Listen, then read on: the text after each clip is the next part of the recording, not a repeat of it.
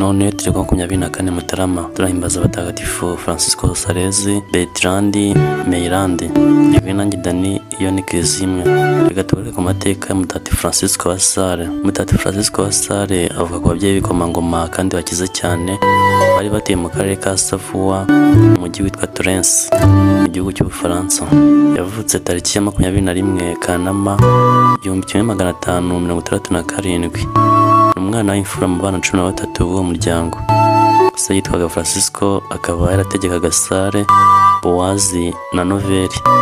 Nyina yitwaga Francisca Siona cyangwa se Françoise Siona. Nyina Francisco yashakanye na Bwana Boise afite imyaka 13, nuko abyara Francisco afite imyaka 14. Nyina yamutiye Imana akimutwite.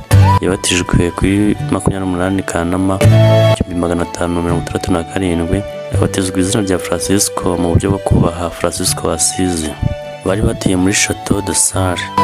Ababyeyi be bari bamufitiye imigambi miremire yo kuzamufasha kuba umutegetsi ukomeye. Yahawe Eucharistia ya mbere afite imyaka 10, nyuma yaho ahita ahabwa isakamento ryo gukomezwa.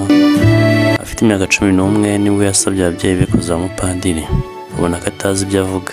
Se yari umukristo ufite ukwemera gushyitse, ibyo bituma umuhungu we arerwa neza kandi gikristo. Francisco yize amashuri abanza, ari umuhanga, abanza kwigira ahitwa Annecy, nyuma akomereza i Paris mu mujyi mukuru w'Ubufaransa. Ishuri ryayoborwaga n'abayezuwiti, igihe hari mwaka w'1681.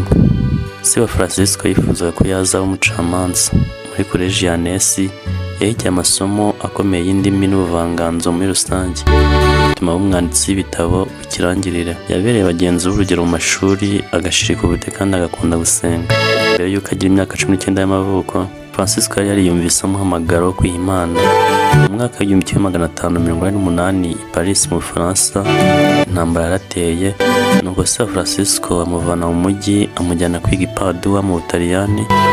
Kuva mu mwaka w'1548 kugeza 1591 yahigiye iby'amategeko n'iyobokamana, droit en théologie. Muri ayo masomo igitabo cyitwa Intambara ya Roho, la combat spirituel, cyaramuhinduye cyane. Ariko nanone yumvaga afite ishyaka ryo kuvugurura Kiliziya nk'ibyarangaga Mutagatifu Filippo Neri wabayeho mu mwaka w'1515 kugeza 1595, ndetse n'ishyaka ryarangaga Mutagatifu Karoli Borromeo. Mu mwaka w'1591 asubiye mu Bufaransa, se yamushakiye umwanya mu basenateri ariko aza kubyanga. Ikindi nuko yasanze se yaramuteguye ubukwe bukomeye ndetse n'umufiyanse yaranamushakiye. Nyuma yaje kumva inama agirwaga na mubyara we Ludovico wa Salesi wari umupadiri, ndetse n'iz'umwepiskopi wa Geneve, aza kwemera kuba umusenateri wa Savoie. Yari afite imyaka 24. Se yarishimye kubw'ibyo, ariko nyuma yaho Francisco yaje kubyanga, atangira kwemera gukorerwaho imihango imutegurira kuzaba umupadiri. Nyuma yaje guhabwa ubudiyakoni, yahawe ubupadiri tariki ya 18 Ukuboza 1593 kuri 21 Ukuboza 1593. Asomye misa y'umuganura, nyuma ajya kuba muri diyoseze ya Geneve. Icyo gihe yahise atangira umurimo utoroshye wo kwamamaza ivanjiri mu karere ka Chablais kari karigariwe n'abaporoso bayoborwa n'uwitwa Calvin. Uwo murimo wari munini kandi utoroshye, ariko Francisco akagira intwaro z'ingenzi arizo isengesho rihoraho, gufasha abakene, kwigomwa no kwibabaza. Yabaye rero umusaserodoti w'indakemwa ku rugero rw'intumwa Yezu yirereye, abigaragaza cyane cyane atunganya neza imirimo ashinzwe kandi agaruraho nyinshi z'abataye n'abari barahinduye idini. Francisco yari umuntu ukunda ibikorwa, akamwogeza ubutumwa ushiritse ubute, umwanditsi w'umunyabwenge, akaba kandi n'umutagatifu wigisha iyobokamana ry'urukundo no kunga ubumwe n'Imana ndetse no gusabana n'Imana.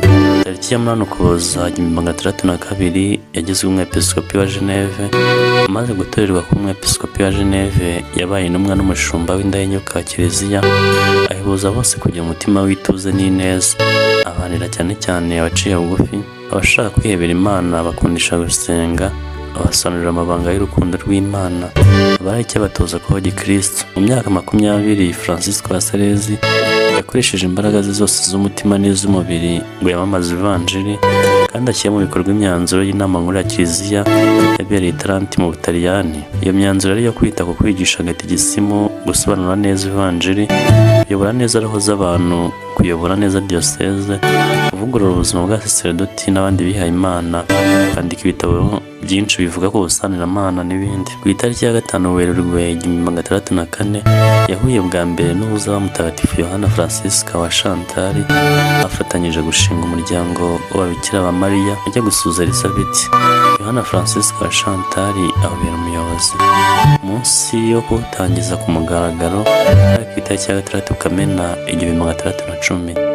Mu mwaka wa 1608 yanditse igitabo kizwi cyane cyiswe mu Kinyarwanda Ibanga ry'Ubusangiramana, Introduction à la vie de Dieu. Mu mwaka wa 1616 yanditse ku rukundo rw'Imana, Traité de l'amour de Dieu. Francisco wa Sales yagaragaje ubutwari bukomeye no mu minsi ya nyuma y'ubuzima bwe, akomeza kwihangana akora imirimo ya gisaserdoti, atanga isakamento ry'imbabazi, yigisha ndetse yakira n'abamugana bose.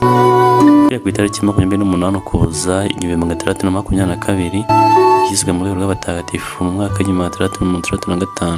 Mu mwaka wa 847 yagiswe umwarimu wa Kiliziya. Mutagatifu Francisco wa Sales zimufata nk'umuhanga mu kwigisha urukundo, Docteur de l'amour. Mutagatifu Francisco wa Sales, dusabire.